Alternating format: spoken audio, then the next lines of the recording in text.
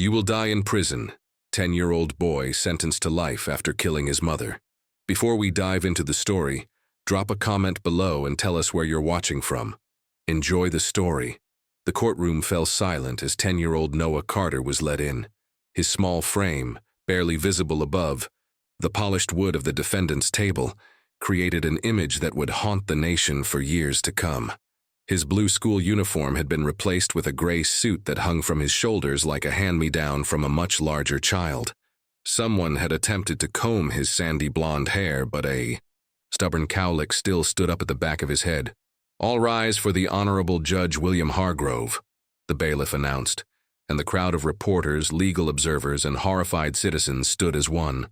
This was Millbrook, Pennsylvania, population 24,000, a town where neighbors still brought casseroles when someone lost a job, and the annual Harvest Festival was the biggest event of the year. Or at least it had been, until the morning Eleanor Carter's body was discovered in her own kitchen, and her son became the youngest person in state history to be charged with first-degree murder. "The prosecution may begin its opening statement," Judge Hargrove said, his voice carrying the weight of a man who knew the whole country was watching. Richard Donovan, the district attorney, approached the jury box with measured steps. His reputation as a prosecutor who never lost a case preceded him, though many questioned why he'd personally taken on this case rather than assigning it to a deputy. "Ladies and gentlemen of the jury," Donovan began, "what I'm about to describe will challenge everything you believe about childhood innocence." Camera flashes punctuated his words. Despite the judge's earlier prohibition of photography, nobody seemed willing to enforce the rules today.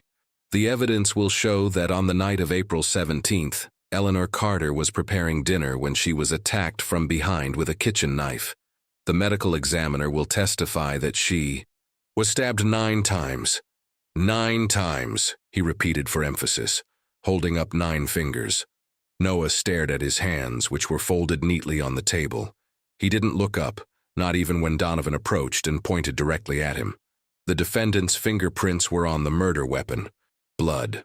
Spatter consistent with the crime was found on his pajamas, and when questioned by police, this child, this 10-year-old boy, could not explain why he was found kneeling beside his mother's body, covered in her blood. Outside the courthouse, protesters on both sides clashed. Some carried signs, reading "Justice for Eleanor," while others proclaimed children don't belong in prison. The case had become a lightning rod for debates about juvenile justice, parental responsibility, and the very nature of evil. What few people knew was that James Whitaker, an award-winning documentary filmmaker, had already begun filming interviews with Millbrook residents. His previous work had led to the exoneration of 3 wrongfully convicted men, and he'd developed a reputation for finding truth in cases where the official narrative seemed too neat. "I'm not saying he didn't do it," Melissa Pierce, the Carters' longtime babysitter, told Whitaker's camera in her first interview. "I'm just saying something feels wrong about all of this.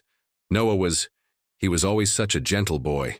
As the first day of the trial concluded, Noah was led away in handcuffs so small they had to be custom-made. He turned once, scanning the courtroom as if looking for someone who wasn't there. His eyes, remarkably dry throughout the proceedings, finally welled with tears. What no one in that courtroom could have predicted was that this case, seemingly so straightforward, would unravel in ways that would expose secrets many powerful people had tried desperately to keep buried.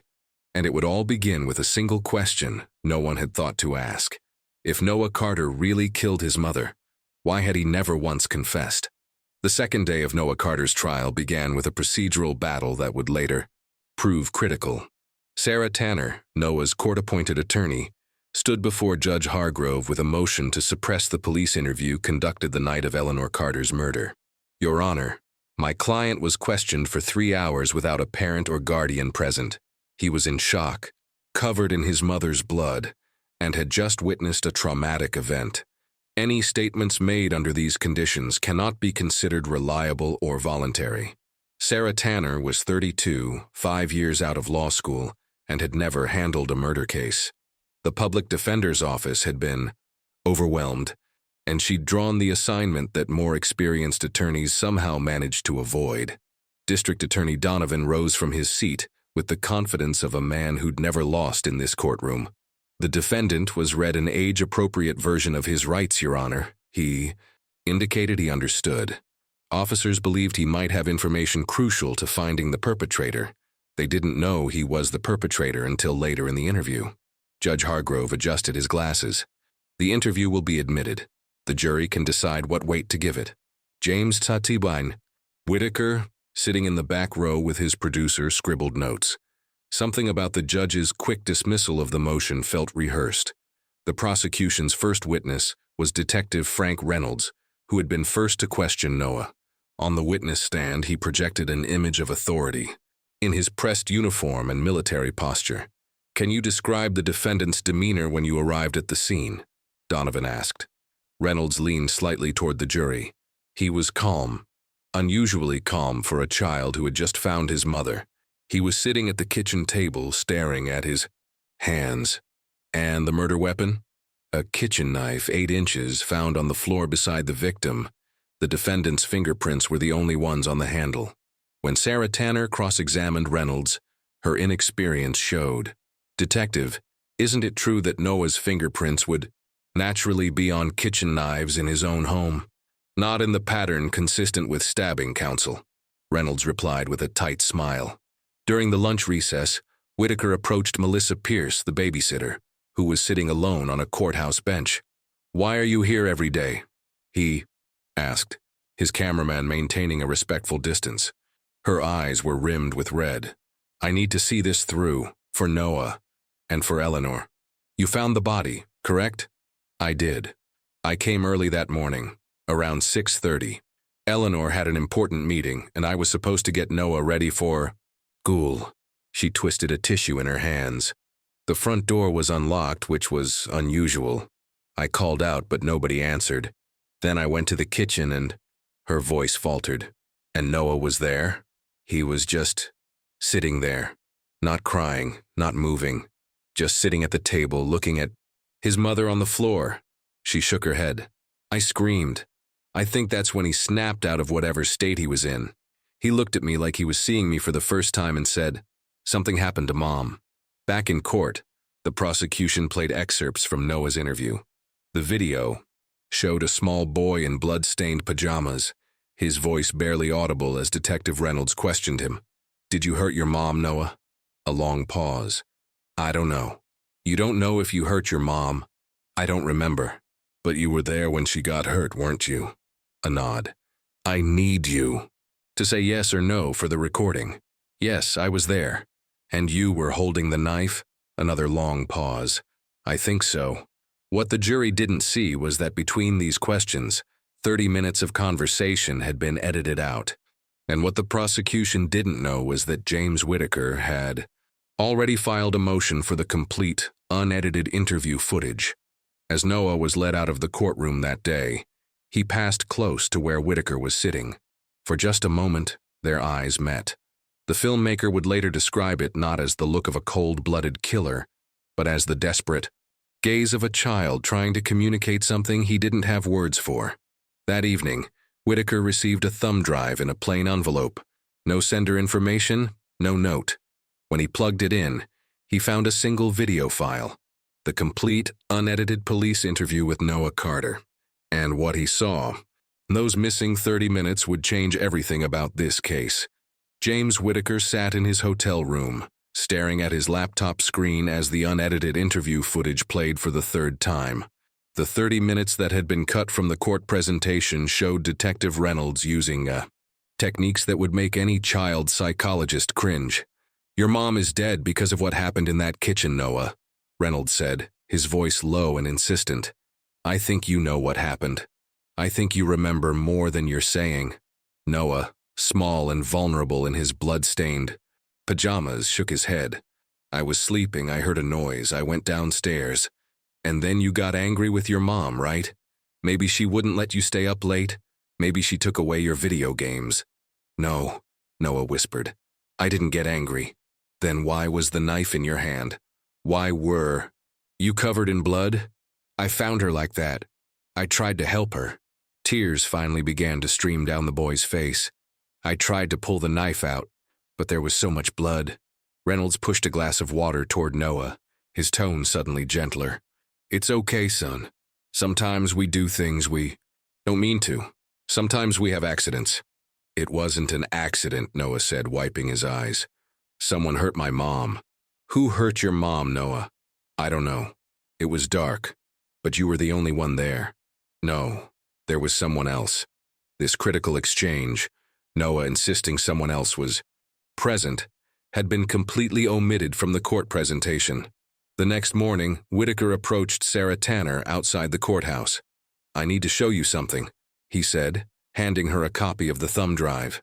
Inside, the prosecution called Dr. Marcus Green, a child psychologist who had evaluated Noah.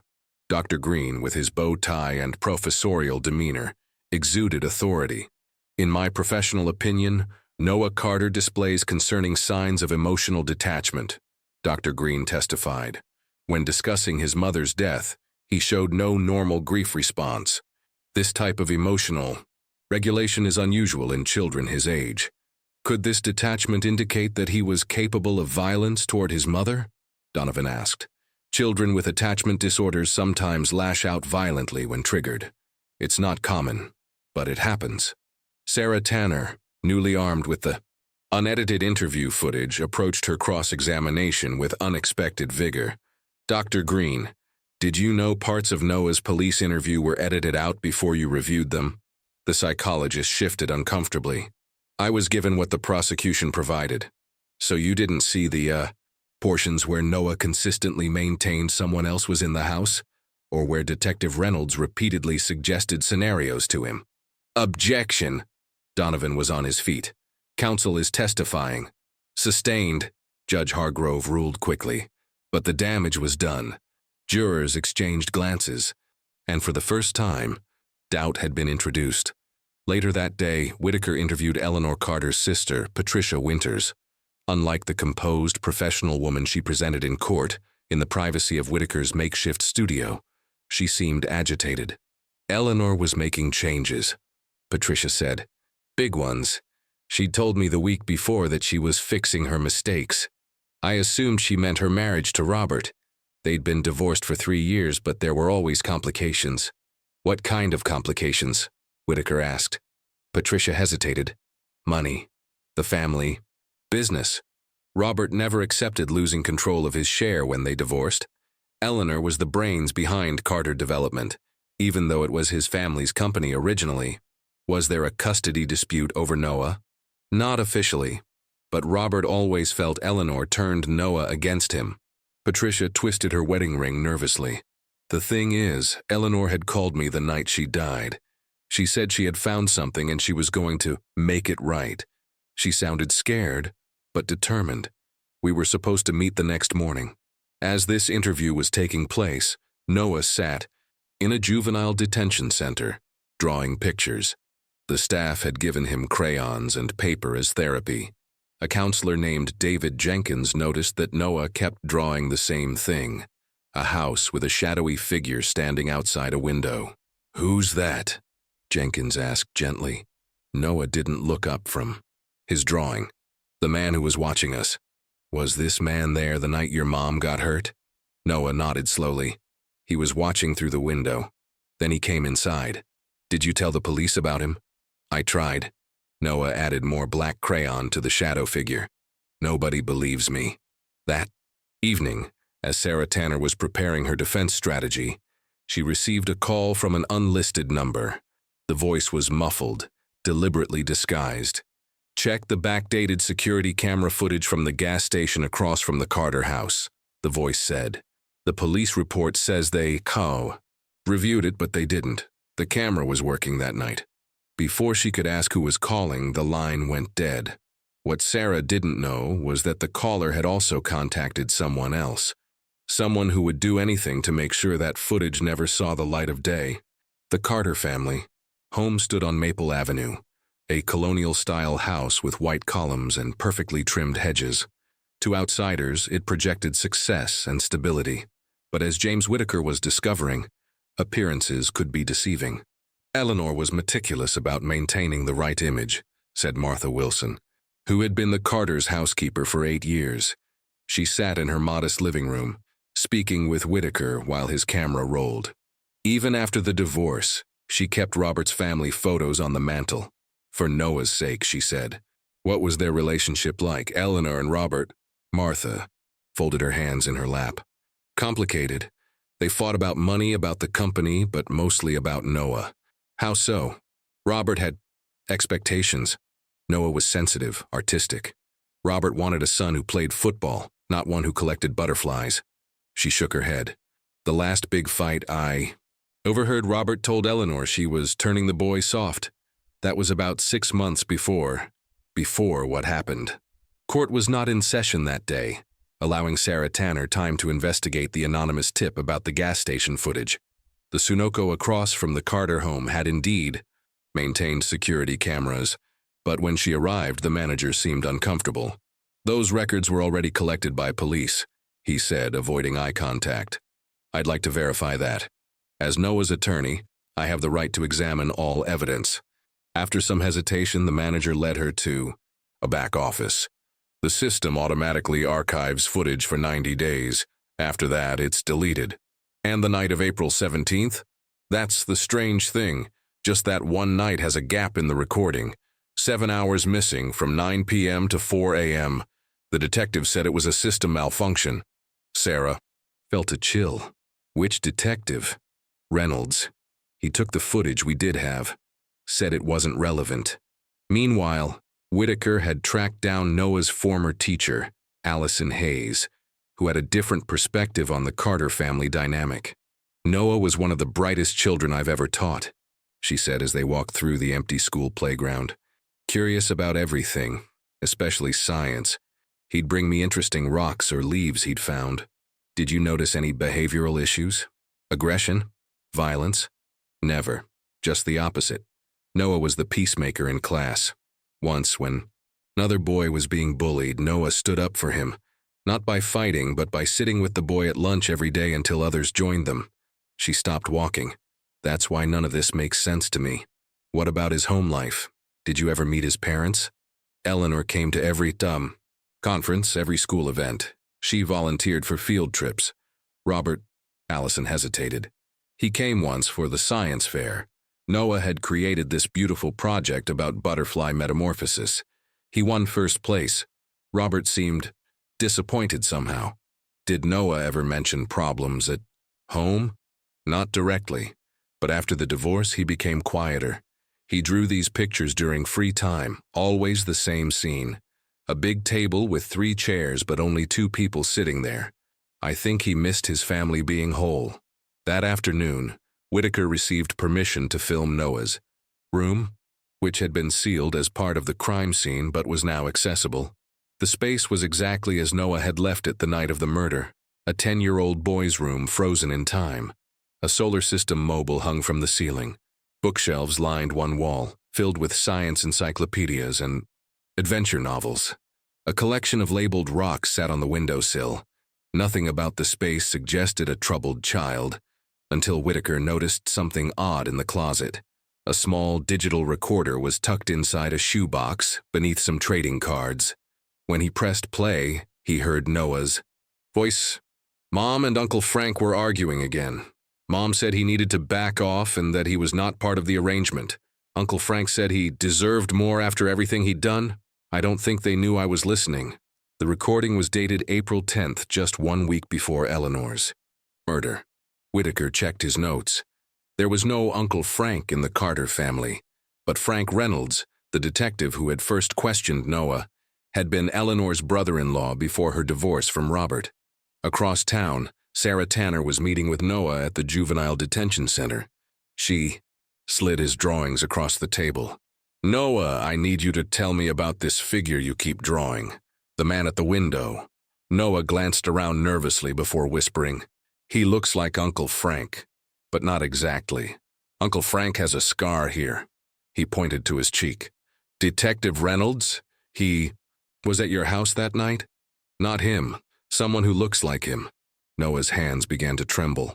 The man said if I told anyone what I saw, they would hurt me too. But I didn't see his face clearly. just that he was big like Uncle Frank. Sarah felt the case shifting beneath her feet. Noah, why? Didn't you tell me this before? Because he's always watching.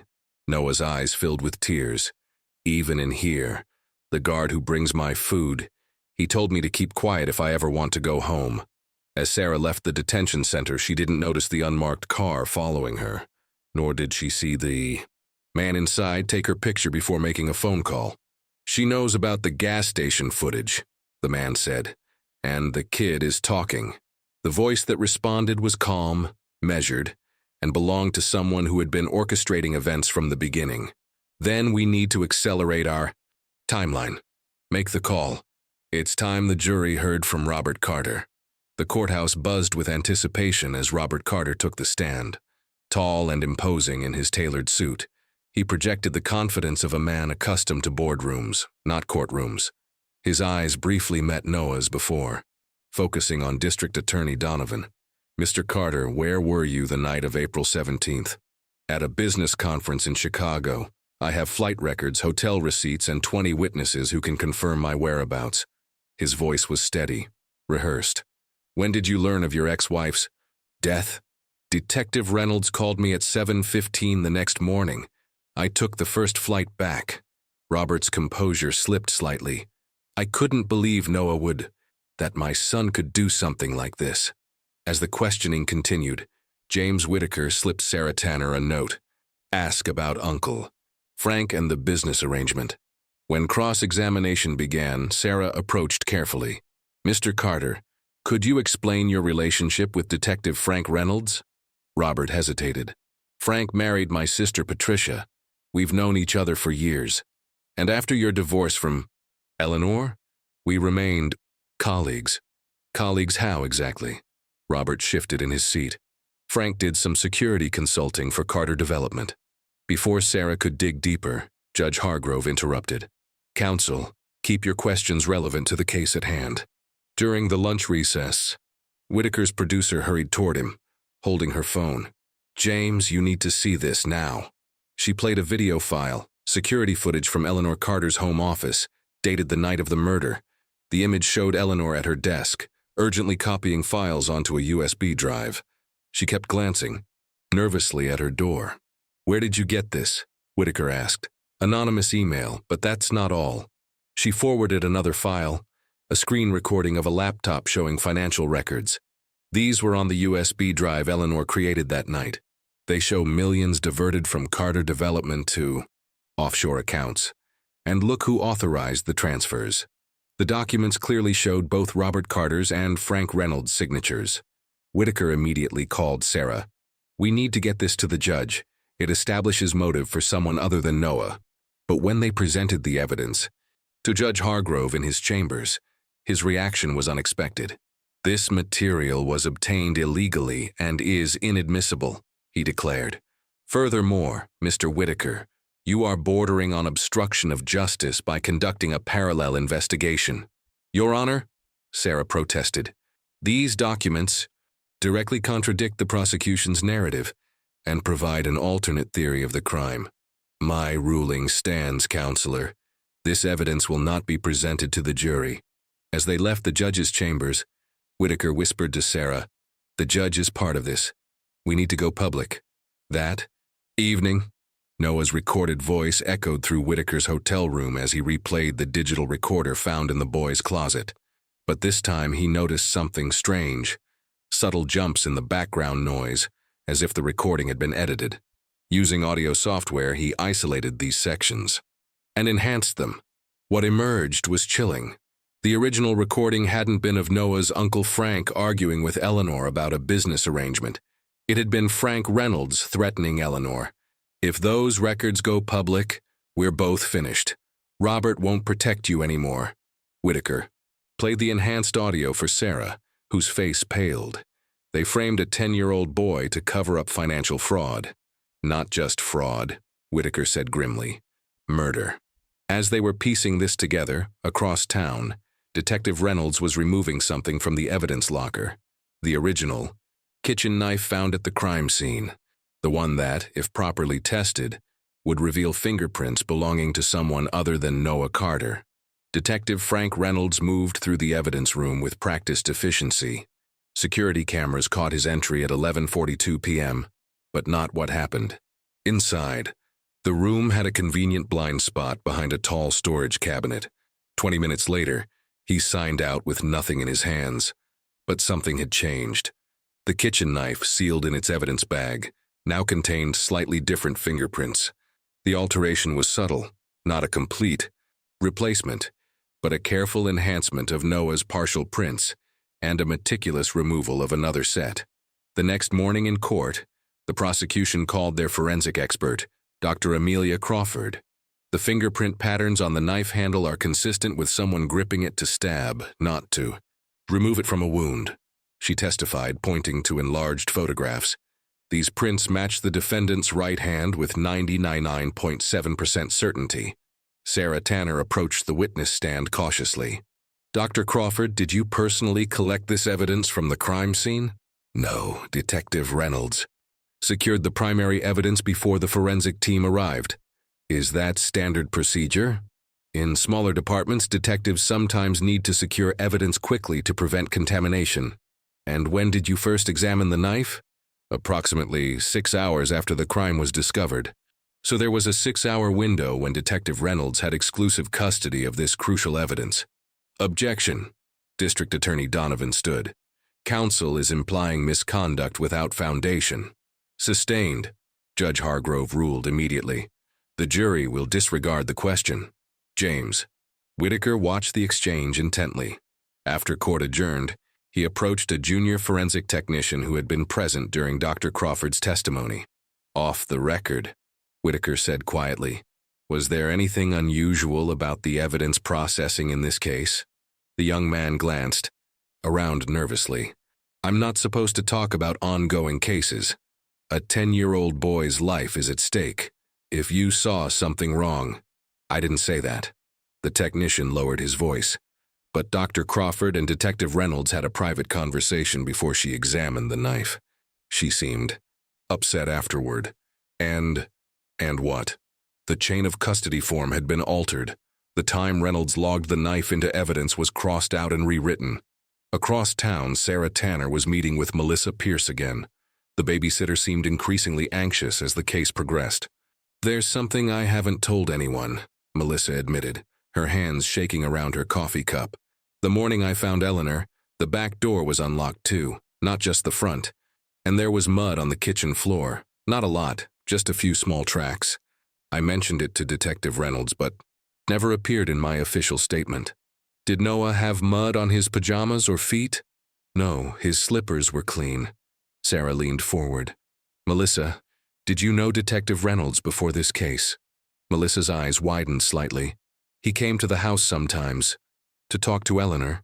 I assumed. It was about Noah's father. Police business. How often? More in the weeks before it happened. They argued once. I overheard Eleanor say she was done being threatened and that she had copies of everything. Later that evening, Judge Hargrove received a visitor at his private residence. District Attorney Donovan. They spoke in hushed tones on the back patio, away from windows and potential recording devices. The filmmaker and the defense attorney are getting too close, Donovan said. They've somehow accessed financial records from Carter Development. Hargrove's face remained impassive. Those records are inadmissible, I've already ruled. It's not just the court I'm worried about. Whitaker is making a documentary. If he goes public with these accusations, then accelerate the timeline. Wrap up your case tomorrow. I'll make sure the jury instructions are appropriately framed. What neither man noticed was the small drone hovering in the darkness beyond the property line, a drone with a high-definition microphone, piloted by Whitaker's producer. As the recording of their conversation was played for Sarah later that night, one thing became chillingly clear. Judge Hargrove, Detective Reynolds, and District Attorney Donovan weren't just colleagues working a case. They were active participants in a conspiracy that had already claimed one life. And at the center of it all was Robert Carter, who had just been recorded making a call from his hotel. No matter what happens in court tomorrow, the problem needs to be permanently resolved. Both problems, the boy and the filmmaker. The seventh day of Noah Carter's trial began with an unexpected witness. Patricia Winters, Eleanor's sister, had been called by the prosecution to testify about Noah's behavior in the weeks before his mother's death.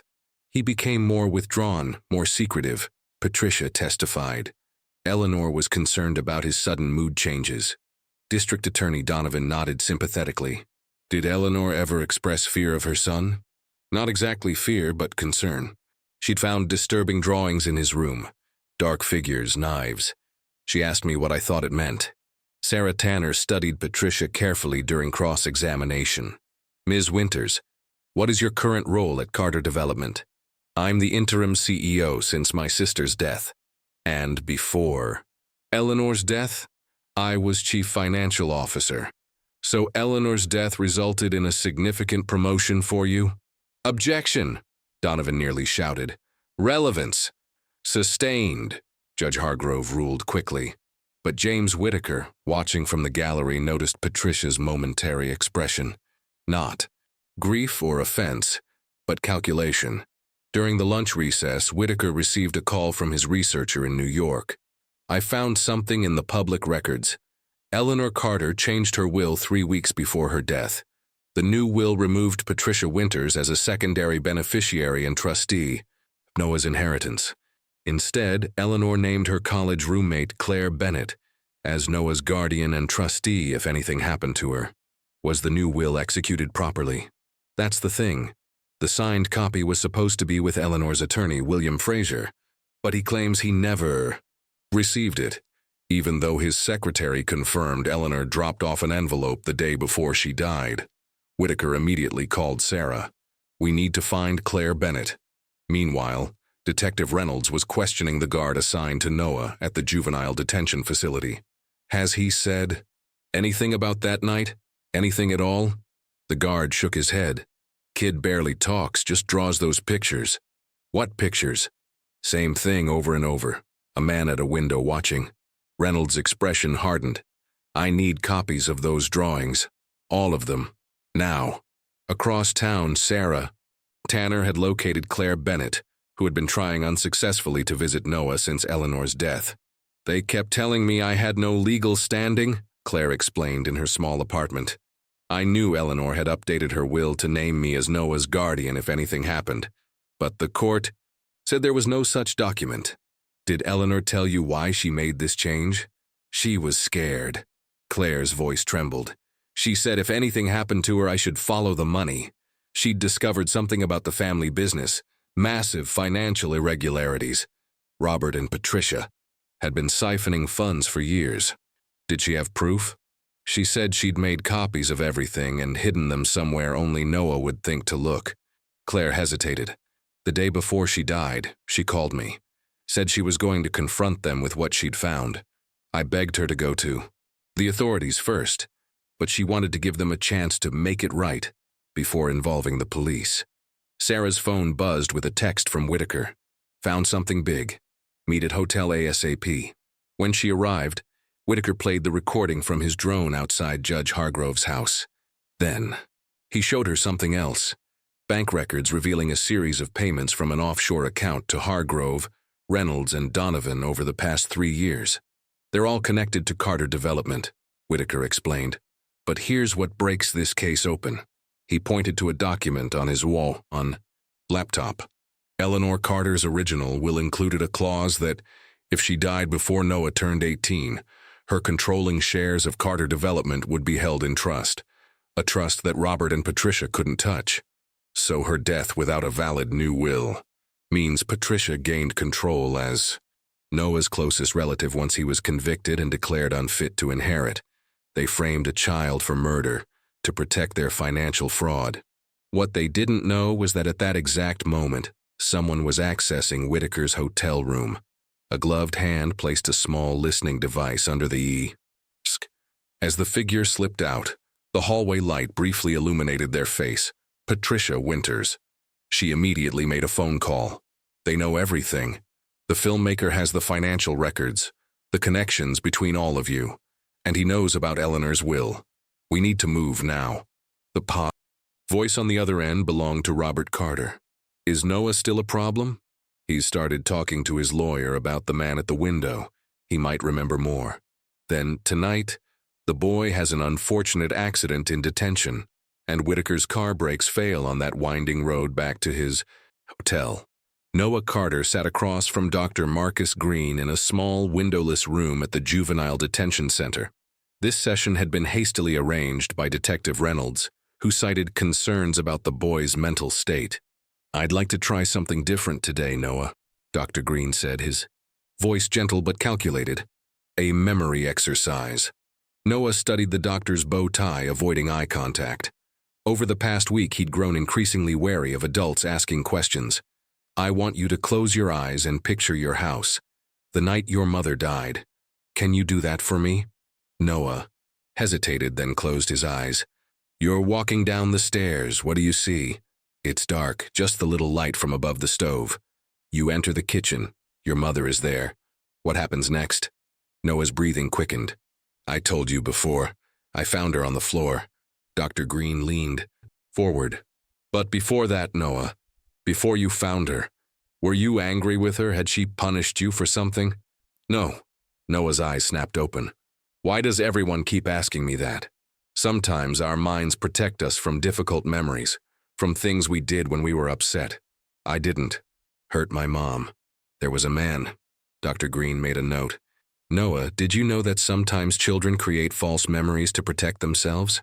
They imagine other people to take away their guilt." He was real. Noah's voice rose slightly. He wore a dark jacket. He watched through the window. "First, who does that sound like, Noah? Who do you know who wears dark jackets?" Noah fell silent, suddenly understanding the trap. Dr. Green was trying to make him say a name, any name, to create a false accusation. Elsewhere in the detention center, Sarah Tanner was arguing with the facility. "Administrator, I need to see my client immediately. I just received information that his safety may be compromised. Dr. Green is conducting an emergency session. No interruptions. A session no one authorized. I'm his attorney and I didn't approve this." While they argued, James Whitaker was working frantically in his hotel room, unaware of the listening device capturing every word. He had copied all his evidence to multiple drives and was preparing to send them to trusted contacts. "The key is the timing," he told his producer over the phone. "Eleanor discovers the financial fraud. She changes her will to protect Noah and the company. She confronts the conspirators. Within 24 hours, she's dead and Noah is being framed." "What about the fingerprints on the knife?" his producer asked. "I've got an expert analyzing the evidence photos. He says the prints show signs of tampering. Noah's prints were enhanced and others were carefully removed. There's no way a 10-year-old could have committed this crime and then executed a sophisticated cover-up." Back at the detention center, Dr. Green was showing Noah a series of photographs. "Do any of these men look like the person you saw that night?" Noah examined them carefully. All middle-aged men with similar builds, and one that looked remarkably like Robert Carter, but with subtle differences. "This one is closest," Noah said, pointing to the Robert look-alike. But the man had different eyes, colder. Dr. Green suppressed a smile. "Noah, this is a picture of your father from 5 years ago. Are you saying your father was there that night?" Noah's eyes widened. "No, that's not what I—" The door burst open. Sarah Tanner stood there with a court order. "This session is over. Dr. Green, you're conducting an unauthorized interview of a minor without counsel present." As she led Noah out, he whispered, "He was trying to trick me into saying it was my dad. But it wasn't. The man looked like Uncle Frank, but different somehow." That night, a detention center guard named Wilson approached Noah's room with a food tray. But instead of Noah's regular meal, the tray held a sandwich laced with a powerful sedative, enough to cause respiratory failure in a child Noah's size. What the conspirators didn't know was that David Jenkins, the counselor who had befriended Noah, had overheard Reynolds instructing Wilson about the special meal. Jenkins had switched the trays and then made an anonymous call to Sarah Tanner. Simultaneously, Whitaker was getting into his car when his producer called. "Don't start your engine. I just got a tip from an anonymous source. They've tampered with your brakes." As a mechanic confirmed the sabotage, Whitaker received another call, this one from Claire Bennett, Eleanor's friend. I've been thinking about what Eleanor said, about hiding evidence where only Noah would think to look. I remembered something. Noah had this collection he was obsessed with. Eleanor used to call it his museum. What kind of collection? Butterflies. He had a special display case in his room. Eleanor helped him build it. It had a false bottom. The media circus surrounding Noah Carter's trial had transformed Millbrook from a quiet community into a battleground of public opinion. News vans lined the streets near the courthouse, and national anchors delivered somber reports against the backdrop of the town's picturesque square. Today marks a pivotal moment in the trial of America's youngest alleged murderer, announced Heather Dawson of National Morning News. Psychological. Experts continue to debate whether a 10-year-old can form the intent required for first-degree murder. James Whitaker sat in his hotel room, surrounded by newspaper clippings, watching the coverage with growing disgust. The narrative had been carefully constructed from the beginning. Noah's guilt. Assumed, the story framed as a tragic case of a disturbed child, rather than a possible miscarriage of justice. They never questioned the evidence, Whitaker told Sarah Tanner as they reviewed their strategy. Not one reporter asked why a 10-year-old with no history of violence would suddenly, murder his mother, or how he managed to manipulate the crime scene. Sarah nodded grimly. Because the alternative isn't just about one murder, it's about systemic corruption involving some of the most powerful people in this county. They had arranged to meet at a diner 20 miles outside Millbrook, away from potential surveillance. On the table between them lay printouts of newspaper headlines from the past 2 weeks. Child killer faces justice. Boy murderer shows no remorse. The monster next door, inside Noah Carter's dark mind. Look at the language, Sarah said, tapping the articles. No alleged, no presumption of innocence. They've convicted him in the press from day one. And the timing is suspicious, Whitaker added. The Carter development scandal broke 3 years ago. Allegations of environmental contamination at their Westridge housing project. The story disappeared after 1 week of coverage. Who owned the newspaper then? Millbrook Media Group. And guess who sits on their board? Judge William Hargrove. Sarah leaned back, connecting dots. So they control the narrative. Any journalist who might dig deeper gets reassigned or discredited. While they talked, across town, Claire Bennett was carefully examining Noah's butterfly collection, which the police had released from evidence. The handcrafted wooden display case contained 24 perfectly preserved specimens, each labeled in Noah's careful handwriting. She ran her fingers along the edges, remembering Eleanor's words. Only Noah would think to look. After several minutes of searching, she found it, a nearly invisible seam along the back panel. When pressed, it revealed a hidden compartment. Inside was a USB drive. Meanwhile, Noah sat alone in the detention center, refusing the meal brought by guard Wilson. The guard had insisted twice, growing increasingly agitated when Noah pushed the tray away. "You need to eat, kid," Wilson had said, a strange urgency in his voice.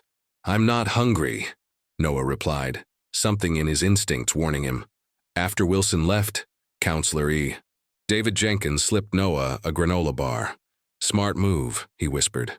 "Don't eat anything Wilson brings you." That afternoon in court, District Attorney Donovan announced the prosecution was resting its case, sooner than expected.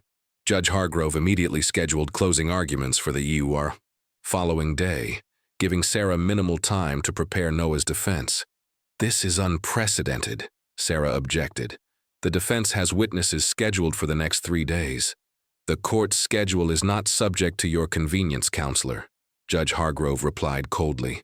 "Be prepared to present your closing tomorrow." As court adjourned, Whitaker received an urgent call from Claire. "I found something in Noah's butterfly case, a USB drive. I'm looking at it now, and James, it's all here. Financial records, emails between Robert, Patricia, and Reynolds planning how to take control of the company from Eleanor. And there's a video. Eleanor recorded a statement the day before she died. She knew they were coming for her. Don't tell anyone else," Whitaker warned. "Bring it to the motel outside town. Room 114. Use the back entrance." What they didn't realize was that Patricia Winters had been monitoring Claire's movements. As Claire hurried to her car, clutching her purse with the precious drive inside, a black SUV pulled up beside her. Detective Frank Reynolds stepped out. "Claire Bennett, we need to talk about evidence tampering," he said, blocking her path. "Why don't you come?" "With me to the station?" Claire's hand tightened around her purse. "I'll meet you there. Let me just move my car from this no parking zone." Reynolds smiled thinly. "That won't be necessary. We can take care of your car. Right now, I need that purse." As he reached for her, Claire made a split-second decision that would change everything. She screamed at the top of her lungs, drawing the attention of a nearby news crew who had been packing up their equipment, and their cameras were rolling. The confrontation between Claire Bennett and Detective Reynolds played out on local news. Within hours, the footage showed Reynolds grabbing Claire's arm, her screaming, and the detective quickly changing his demeanor when he noticed the cameras. "Just a misunderstanding," Reynolds told the reporters, his practiced smile failing to reach his eyes. "Ms. Bennett has information relevant to an ongoing investigation."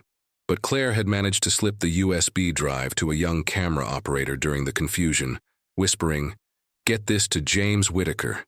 It's about Noah Carter." The camera operator, Zoe Mendez, recognized Whitaker's name. She had applied for an internship with his documentary company last year. Instead of going to the station with her crew, she drove directly to Whitaker's motel. "Someone named Claire asked me to give you this," Zoe said, handing over the drive. "Is this about the Carter case?" "I've been following it. Something doesn't add up."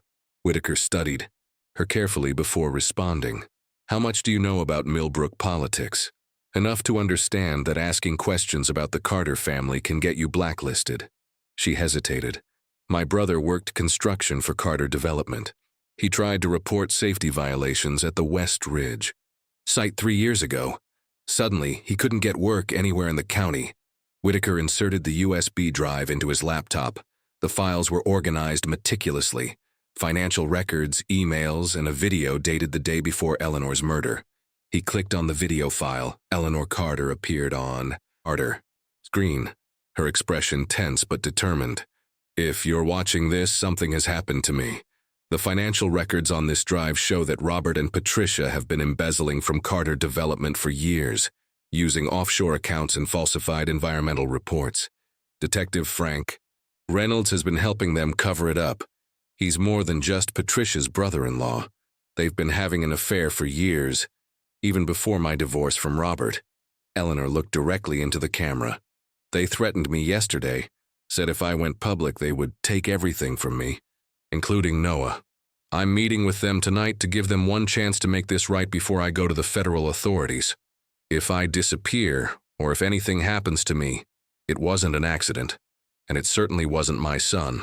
While Whitaker was reviewing the evidence, Sarah Tanner was meeting with Noah in a secure room at the courthouse. "Noah, we're running out of time.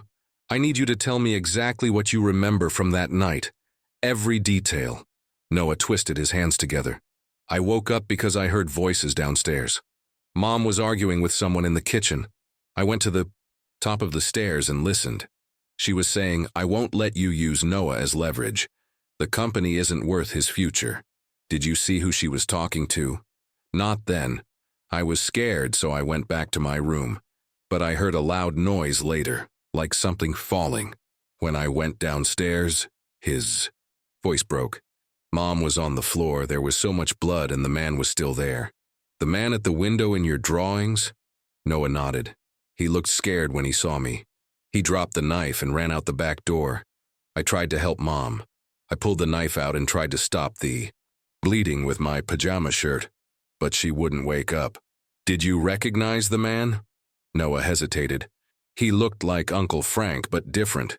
His face was wrong somehow." Across town, Claire Bennett was being questioned at the police station. Reynolds had been joined by Patricia Winters, who was inexplicably present for what should have been a police matter.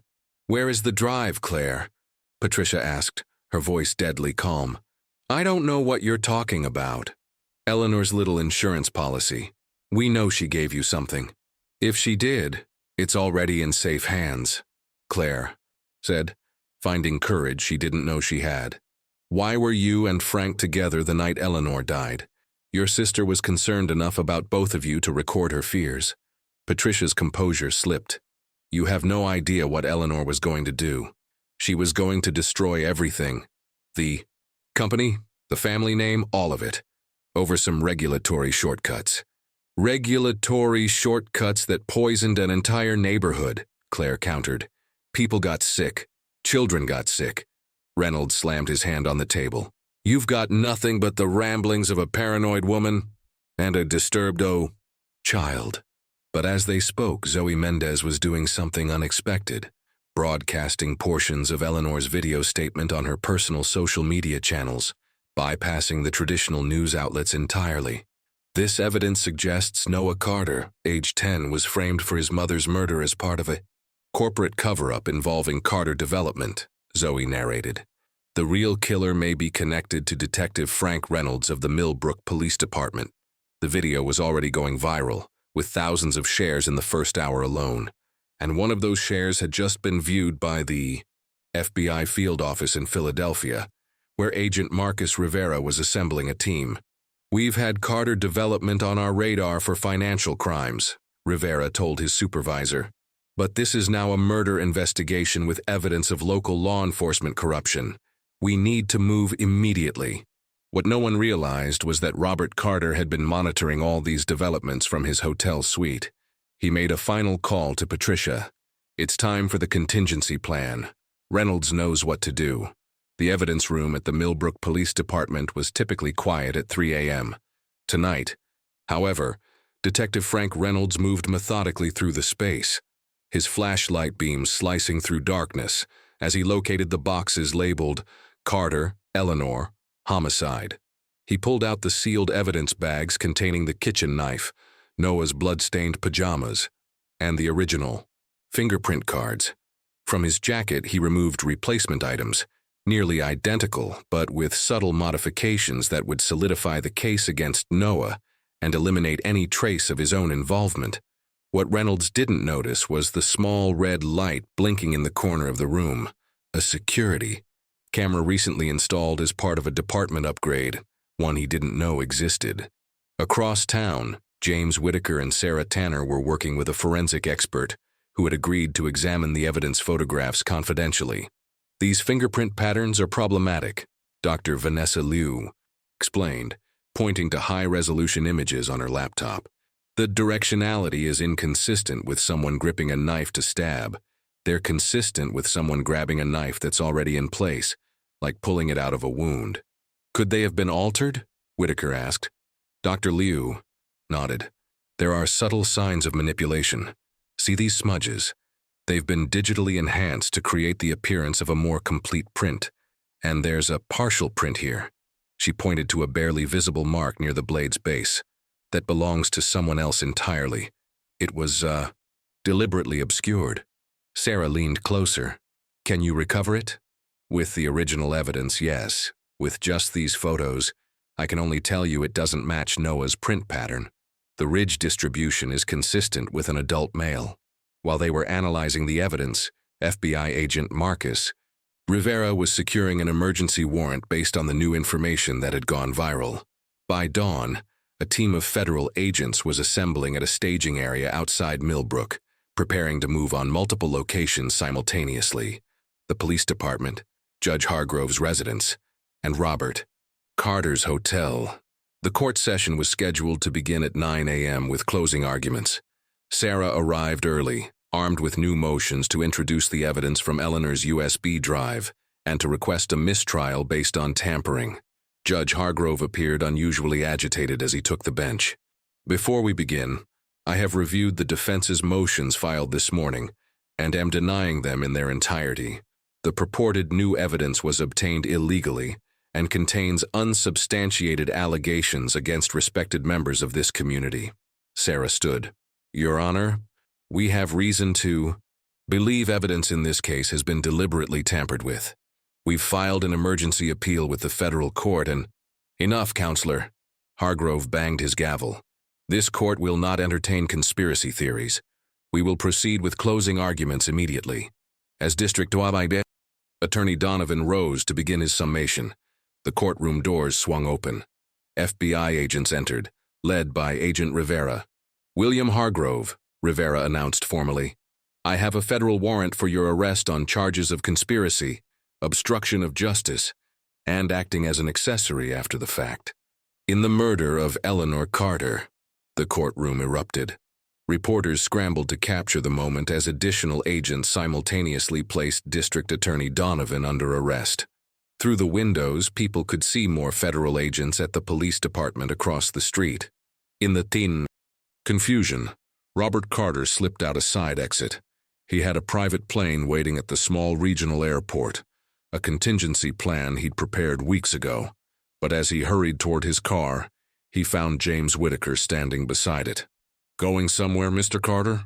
Whitaker asked his documentary team, filming from a discreet distance. "This is harassment. I've had nothing to do with this circus." Carter's hand moved toward his jacket pocket. "I wouldn't," Whitaker said calmly. "Not with federal agents about to arrive, and certainly not on camera." Nearby, at the police department, the overnight. Security footage was being reviewed by FBI technicians. The video clearly showed Detective Reynolds tampering with evidence, replacing items, modifying others. When agents searched Reynolds' home, they found the original knife with full fingerprints still partially preserved despite his attempts to clean it. But the most damning discovery came from the muddy work boots found hidden in Reynolds' garage. The soil analysis matched perfectly with the trace evidence found on Eleanor Carter's kitchen floor, evidence that had been deliberately excluded from the case file. Back in the courtroom, Noah sat wide-eyed as the proceedings dissolved into chaos around him. For the first time since his mother's death, the fear that had become his constant companion began to lift slightly. Sarah knelt beside him. "It's not over yet," she cautioned gently, "but people are finally looking at the real evidence." What neither of them could have anticipated was that the person who could break the case wide open, the only one who had seen everything that night, was about to come forward with the final piece of the puzzle. Melissa Pierce, the babysitter, sat trembling in the FBI's temporary headquarters, clutching a phone with recorded conversations that would reveal why she had been forced to support the false narrative against Noah from the beginning. "They said they would hurt my daughter if I didn't cooperate," she whispered to Agent Rivera. "But I can't live with this anymore. I need to tell you what really happened the night Eleanor died, and why Frank Reynolds wasn't the only one there." The FBI's temporary command center hummed with activity as Agent Marcus Rivera interviewed Melissa Pierce. Her hand shook as she recounted the events she had kept secret for months. "I wasn't just Noah's babysitter," she explained, her voice barely above a whisper. "I was Eleanor's confidant. She trusted me because I had nothing to do with the business or the family politics." "When did you first realize something was wrong at Carter Development?" Rivera asked. "About 6 months ago. Eleanor found financial discrepancies, millions diverted to shell companies.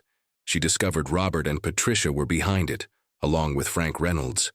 Melissa twisted a tissue in her hands. "But there was someone else involved, someone Eleanor never suspected until the end." "Who?" "Michael Donovan, the district attorney. He was the legal architect of the whole scheme, creating the shell companies, drafting the fake environmental compliance reports. He and Patricia had been secretly working together for years." Rivera leaned forward. "Is that why you were threatened? Because you knew about Donovan's involvement?" "Partly, but mainly because I saw something the night before Eleanor died." Melissa took a deep breath. "I wasn't supposed to be at the house. Eleanor had given me the night off, but I'd forgotten my medication in the bathroom and went back to get it after Noah was in bed." "What did you see?" "Patricia and Frank were there with Eleanor in the kitchen. They were arguing about the company, about the documents Eleanor had found. Frank was furious, saying she would ruin everything. I slipped out before they saw me, but Patricia spotted my car. And they threatened you to keep quiet." Melissa nodded. "The next morning when I found Eleanor's body, Frank was the first detective on scene. He took me aside and showed me a photo of my daughter at her school. Said if I mentioned seeing him the night before, something would happen to her." While Melissa was revealing these details, Sarah Tanner was working frantically to secure Noah's release from custody. The federal intervention had thrown the local judicial system into chaos, with multiple judges recusing themselves due to connections with Hargrove. The evidence clearly shows Noah Carter is innocent, Sarah argued before Judge Rebecca Martinez, brought in from a neighboring county. Every piece of physical evidence has been compromised, the witnesses coerced, and the officials in charge of the case are now under federal indictment. The judge reviewed the FBI's preliminary findings. I'm ordering Noah Carter's immediate release into the custody of his closest suitable relative. That would be Claire Bennett, Sarah explained. Eleanor Carter named her as Noah's guardian in her updated will, the will that mysteriously disappeared after Eleanor's death. Across town, James Whitaker was following another lead. The gas station security footage, the recordings that supposedly had a gap on the night of the murder, had been recovered by FBI tech specialists from the system's backup server. The footage was deliberately deleted from the main system, the technician explained as she played the recovered video for Whitaker. But the cloud backup retained everything. The grainy nighttime footage showed the back of the Carter home from across the street. At 11:43 p.m., a dark sedan pulled up, and two figures emerged. Frank Reynolds and a woman whose face was briefly illuminated by the car's interior light. Patricia Winters. 20 minutes later, the camera caught another vehicle arriving, a black SUV with tinted windows. The driver remained inside while a passenger exited and approached the Carter home. The image was too dark and distant to identify the person, but their build and movement suggested a man. At 12:17 a.m., the footage showed frantic activity. Reynolds and Patricia hurrying from the house, followed moments later by the unidentified man from the SUV. All three departed quickly in their respective vehicles. Whitaker immediately called Agent E. Rivera. There was a third person there that night, someone who arrived separately and left with Reynolds and Patricia. Rivera connected the dots. Melissa Pierce just told us Michael Donovan was involved in the financial scheme. Could he be the third person? Possibly, but the build doesn't match. Donovan. This person was taller, broader. As they were speaking, Noah was being released from juvenile detention. Reporters swarmed the entrance, capturing the moment as he stepped into sunlight, Claire Bennett's protective arm around his shoulders. One photographer pushed forward aggressively, nearly knocking Noah over. As security intervened, the photographer slipped something into Noah's pocket, a small note. Only later, when they were safely at Claire's apartment, did Noah discover the message. I know who the man at the window was. It wasn't Reynolds or Donovan. Meet me at Riverside Park, 8 p.m. Come alone or I won't show. The note was signed, a friend who knows the truth. Noah stared at the paper, his heart racing. For the first time since that terrible night, he felt close to understanding what had really happened to his mother. But one question remained. Should he trust this mysterious messenger, or was it another trap set by those who had already taken so much from him? Noah showed the mysterious note to Claire and Sarah, who immediately contacted FBI agent Rivera. Instead of forbidding the meeting, they devised a plan. Noah would go, but with undercover agents nearby. That evening at Riverside Park, Noah sat nervously on a bench while hidden cameras and agents monitored the area. At precisely 8 p.m., a figure approached, David Jenkins, the detention center counselor who had befriended Noah. I've been gathering evidence since you arrived, Jenkins explained, quietly. I'm actually an undercover state investigator who'd been looking into juvenile justice corruption. What I discovered was bigger than anyone imagined, a recording of Reynolds coaching you to remember things that never happened. Chapter 13. Confession Fabricated. Noah showed the mysterious note to Claire and Sarah, who immediately contacted FBI agent Rivera. Instead of forbidding the meeting, they devised a plan. Noah would go, but with undercover agents nearby. That evening at Riverside Park, Noah sat nervously on a bench while hidden cameras and agents monitored the area. At precisely 8 p.m., a figure approached, David Jenkins, the detention center counselor who had befriended Noah. I've been gathering evidence since you arrived, Jenkins explained quietly. I'm actually an undercover state investigator who'd been looking into juvenile justice corruption. What I discovered was bigger than anyone imagined, a recording of Reynolds coaching you to remember things that never happened. Chapter 14. Sealed File. 5 years later, James Whittaker's documentary, The Boy They Blamed, premiered to critical acclaim at the Sundance Film Festival. The film's final sequence showed Noah Carter, now 15, sitting in the butterfly garden he had created behind Claire Bennett's home. "People ask if I feel closure," Noah said, his voice deeper but still carrying echoes of the child who had endured the unimaginable. "But there's no such thing. Not really." The trial of Robert Carter had revealed the full horror of what happened that night. When Eleanor threatened to expose the financial crimes, Robert had grabbed the kitchen knife in a moment of rage. Reynolds and Patricia had helped frame Noah, believing a child would receive a lighter sentence while they walked free with the company's millions. "My father looked me in the eyes in that courtroom and said he was sorry," Noah continued. "Like that could erase what he took from me." The documentary concluded with footage of Noah visiting his mother's grave, placing a butterfly-shaped wreath of flowers. "The system never apologized.